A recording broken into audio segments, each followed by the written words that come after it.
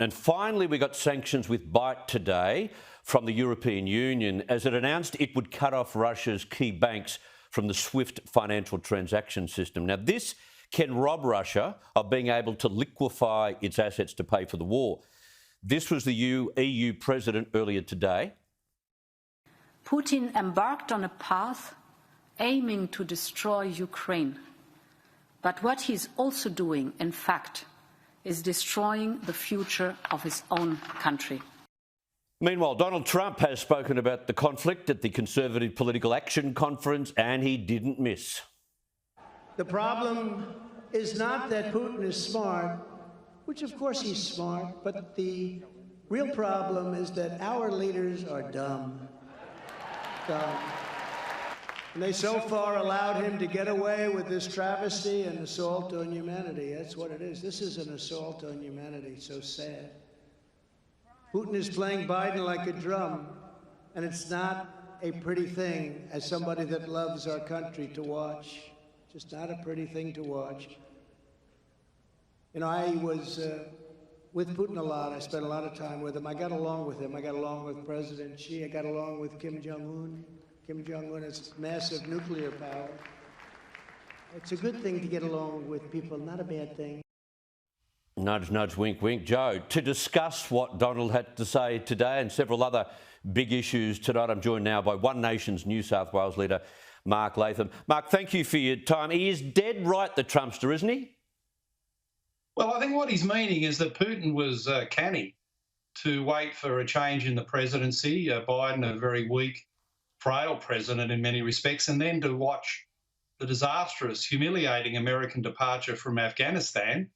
Putin thought it was time to strike. But you'd have to say that at the moment it looks like a miscalculation in that the international opinion, especially in the West, is against Putin. He runs the risk of his economy, a frail economy, being isolated and heavily damaged by the sanctions in the medium term.